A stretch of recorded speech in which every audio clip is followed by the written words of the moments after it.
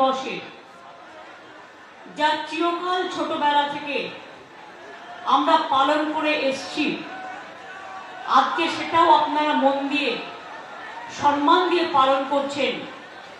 তাই আপনাদের প্রতি জানাই অনেক অনেক সংগ্রামী অভিনন্দন এবং শুভেচ্ছা। আজকের দিনটা আমরা ডেডিকেট করতে চাই সমাজে যারা নির্যাতিত হয়েছেন, বিশেষ করে আরজি করের আমার প্রিয় বোনটি যেভাবে নির্যাতিত হয়েছেন। এই কদিনে অনেক ঘটনা ঘটে গেছে।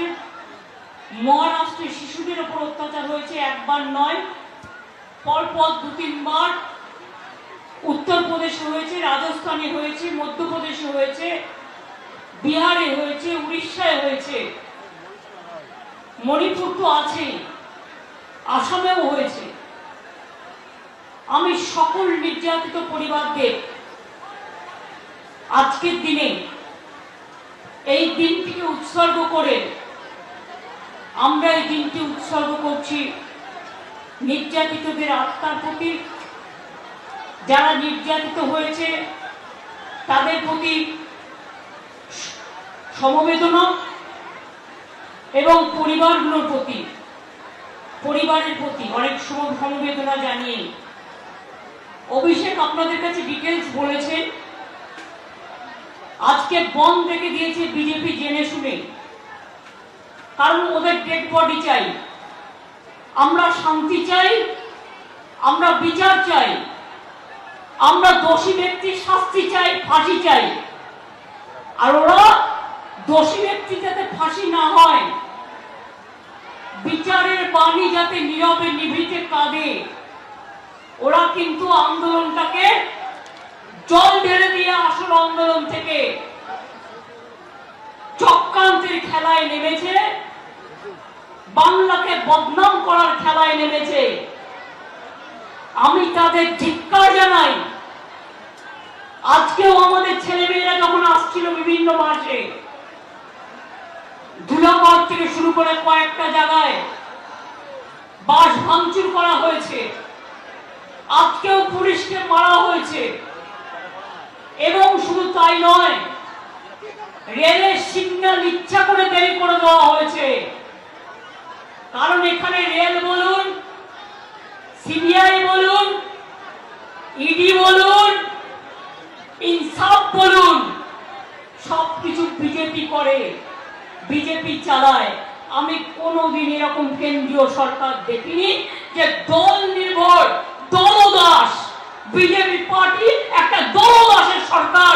এদের মতো নির্লজ্জ, এদের মতো অত্যাচারী, এদের মতো অহংকারী, এদের মতো কুচ্ছাচারী, এদের মতো অপপ্রচারকারী, এদের মতো চক্রান্তকারী আমি কোনো দিন দেখিনি। আমরাও ছাত্র রাজনীতি করেছি, আমরা বন্ধের রাজনীতি বিশ্বাস করি না। কিসের বন্ধ? কাকে নিয়ে বন্ধ?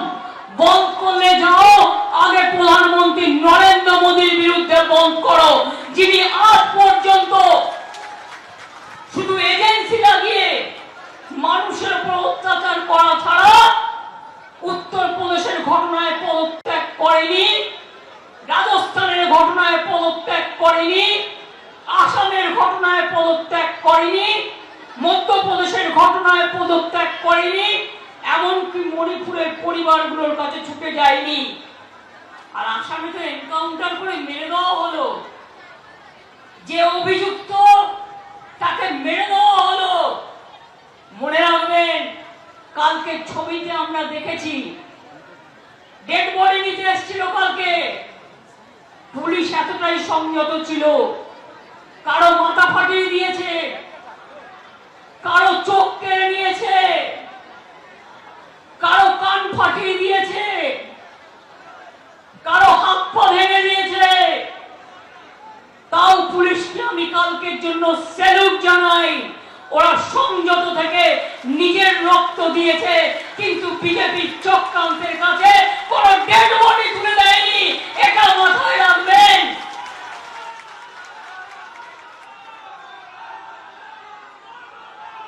এত তাড়াহুড়ো কিসে? কদিন আগেও তো 4টে বাই ইলেকশন হয়ে গেল, গোহারা হেরাও লজ্জা নেই? ওগুলো তো তোমাদের আসন ছিল। সারা ভারতবর্ষে কোথাও জিতবে না জেনে রাখুন। তাই আজকে চক্রান্ত করে বলুন তো একটা কথা, আমি জাজ দিয়ে বলতে চাই না, কিন্তু জাজমেন্ট নিয়ে বলবার অধিকার আমি একজন আইনজীবী হিসেবে জিজ্ঞেস করছি। আমি আইনে প্র্যাকটিস করেছি অনেকদিন। কখনো কখনো বলুন, মহারাষ্ট্রের কোর্ট বনকে নিষিদ্ধ ঘোষণা করতে পারে, সেখানে কারা অ্যাপ্লাই করেছিল? বন দেখেছিল বিরোধী দল। মহারাষ্ট্র হাইকোর্ট বললেন বন্ধ ইল্লিগাল, বন্ধ হবে না। কেরালা হাইকোর্ট তার আগে বন্ধকে নিষিদ্ধ করেছেন। আরো অনেক কোর্ট করেছেন। কলকাতায় তো সাধারণ মানুষ আমি শুনেছি পিল করেছিল। আপনাদের উচিত ছিল না একটু নড়ে চড়ে বসার? আমি আইনজীবীদের বলবো, মনে রাখবেন, বিজেপিকে এই জায়গাটা কোর্টে ছেড়ে দেবেন না। মানুষ কোর্টে গিয়ে যেন বিচার পায় সেই জায়গাটা দেখবেন। অভিষেক বলল আমাদের পুলিশ টাইম পেয়েছে 4 দিন। আমি এবার আপনাদের বলি, আমি ঝাড়গ্রামে ছিলাম। আমি 9 তারিখে ফিরছিলাম বিকালের দিকে। আমার কাছে খবর যায় তখন ইতিমধ্যেই পুলিশ কমিশনার থেকে শুরু করে তার পরিবার সকলে পৌঁছে গেছে। আমি তাদের সাথে কথা বলে যা যা করণীয়, জুডিশিয়াল ম্যাজিস্ট্রেট ডাকা থেকে শুরু করে, দেখুন ঘটনা একটা দুর্ভাগ্যজনক ঘটেছে, তারপরের অ্যাকশনটা যাতে কোনো রকম দেরি না হয়, কোনো রকম ভুল ত্রুটি না হয়। আর আমরা চেয়েছিলাম 7 দিনের মধ্যে ফাস্ট ট্র্যাক কোর্টের মধ্যে দিয়ে আমরা ফাঁসি করে দেবো। এটা আমরা চেয়েছিলাম, আমরা বিচারের দাবি চাইব। আজকে যারা কামদুনি বলেন তাদের বলি, কামদুনি কেসেও আমরা ফাঁসি চেয়েছিলাম।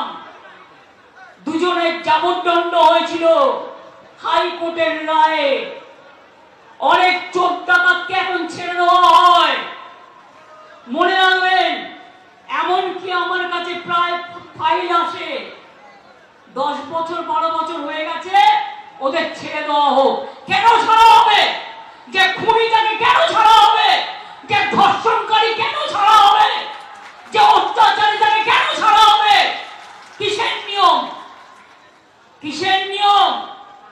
আমি প্রধানমন্ত্রীকে চিঠি দিয়ে সতর্ক করলাম, আবেদন জানালাম, আপনি একটা ন্যায় সংহিতা তৈরি করেছেন, নতুন আইন, তাতে 10 বছরের একটা ধাপ, 12 বছরের একটা ধাপ, 16 বছরের একটা ধাপ, তারপরে আরেকটা ধাপ, তারপর 10 বছর। কেন এই ন্যায় সংহিতা করার কি প্রয়োজন ছিল? আমি এখনো বলি রাজ্যের হাতে পাওয়ার নেই। রাজ্যের হাতে পাওয়ার থাকলে আমি 7 দিনে করে দেবো। যারা ধর্ষক করবে তাদের একমাত্র শাস্তি ফাঁসি, ফাঁসি, ফাঁসি, আর কিছু নয়। এই একটা কাজ করলে মনে রাখবেন সব ঠান্ডা হয়ে যাবে। যারা দুর্বৃত্ত তারা ঠান্ডা হয়ে যাবে। কিছু কিছু মোদি মিডিয়া এদের প্রমোট করছে।